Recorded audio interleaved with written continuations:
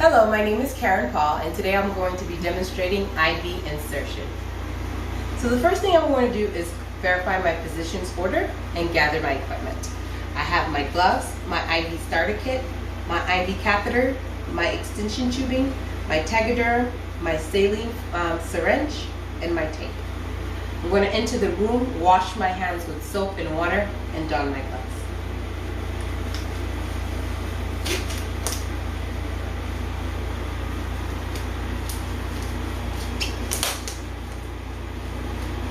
Now I'm going to identify the patient using two identifiers, name and date of birth, which I'll verify against the patient's armband and against the MAR.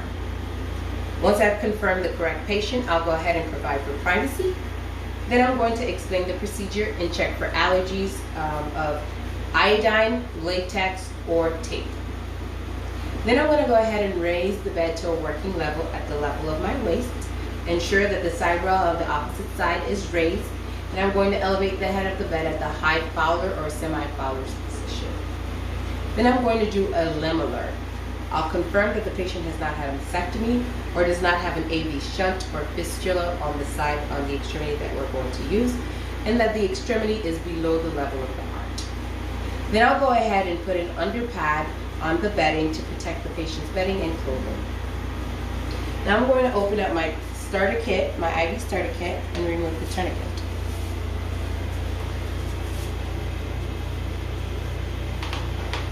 I'll let the patient know that they're going to feel a bit of tightness, and I'll use the slip knot method to tie my tourniquet. I'll locate the vein starting from the most distal area, avoiding any bony prominences, making sure that there isn't any mole, rash, broken skin, and that the vein is large, straight, and has a good bounce to it. Once I've located my vein, I'll go ahead and remove the tourniquet. At this point, if there's any excessive hair, I will clip it. Now I'm going to go ahead and prepare my equipment. Start off with my IV extension tubing. I'll connect it to my syringe with normal saline.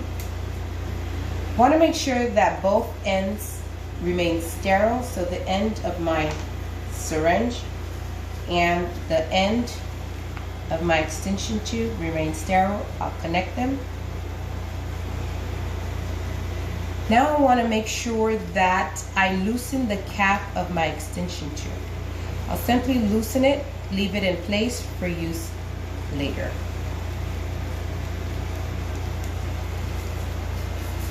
Want to make sure that I flush my tube, prime my tube. Now I'll prepare my tape. Take a piece of tape and just prep it in the back of my hand.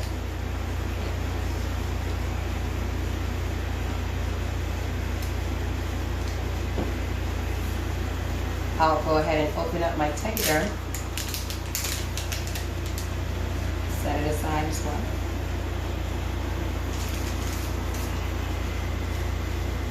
I'll open up my IV catheter, set that aside.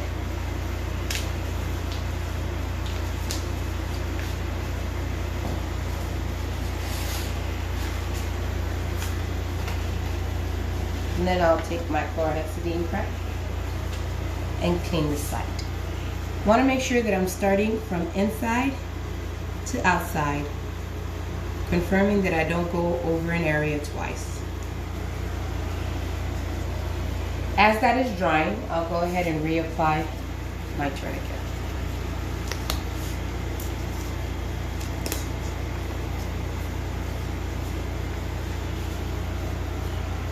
I'll remove my cap from my catheter, inspect the catheter, make sure that there isn't any defect and that it's beveled up. Now I'm going to check for a radial pulse. Once I confirm the radial pulse, I'll anchor the vein, and then I'm going to go in at a 15-degree angle.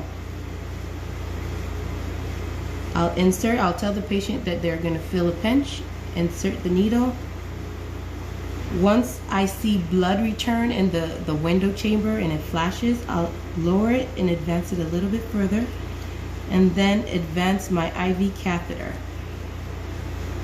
until it is flush with the skin. Once I hear the click, I'm going to remove my tourniquet. Now I'm going to occlude the vein and then hold on to the blue hub away from the IV insertion site.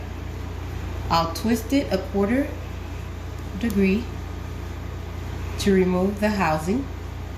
Set that aside. Then I'm going to connect it to my extension tube. Want to make sure that my extension tube remains sterile, so I'm not touching the tip of my tube. I'll simply remove the top and connect it to my blue hub. I'll twist it. Once I have it secured, I'll remove my thumb from the vein and I will check for blood return. Once I confirm blood return, I will go ahead and flush the vein.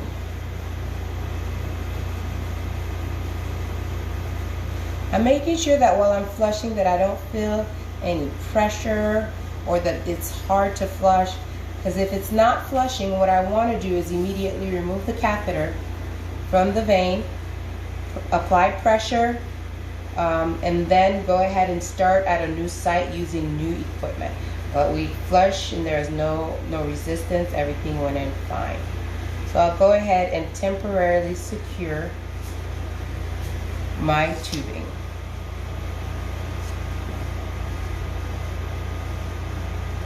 Once I temporarily secure my tubing, at this point I'll remove my saline syringe.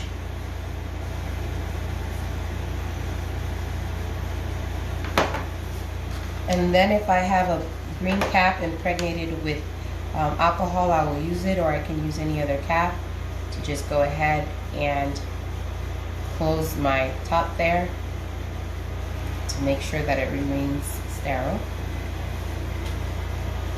And then I'm going to apply my Tegaderm.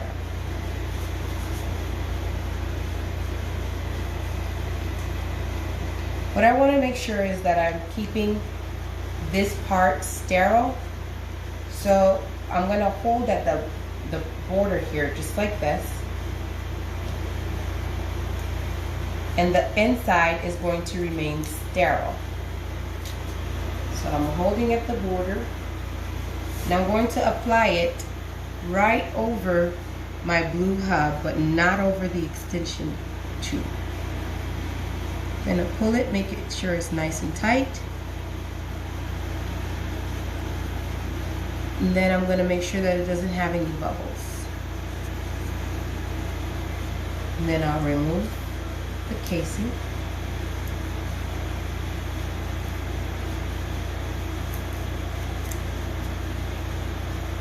Making sure that there isn't any bubbles. Now I'm going to apply my label.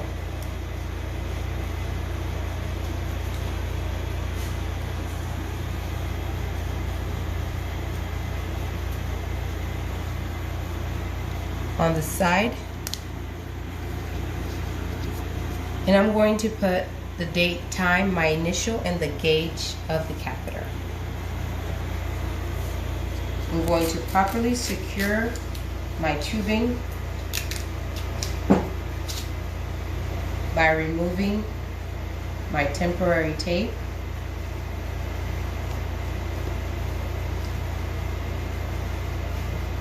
I'm going to make a U, and then I'm going to secure my tube.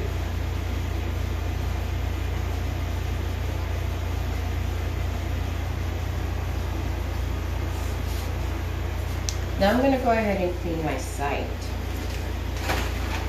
I'll take my needle housing and discard that in the sharps container. Then I want to remove and clean the patient's bed, remove the under pad, the tourniquet, I'll lower the bed to the lowest position. I'll lower the side rail opposite of me if necessary. I'll position the client to a level of comfort. And then I'm going to go ahead and provide patient education. I'm going to let the nurse know to notify me if there's any redness or swelling to the site, if there is any leakage from the IV site, if there's any pain. I want to let the patient know to keep the site dry and to make sure that there isn't any pulling or kinking of the tubing. Also, if she needs to ambulate, that she can ambulate using the IV pole. Now I'm going to remove my gloves, wash my hands, and then I'm going to document. I'm going to document the date, time, and location, also the number of attempts. I'll document the gauge that was used, the patient's tolerance, and the education that was provided.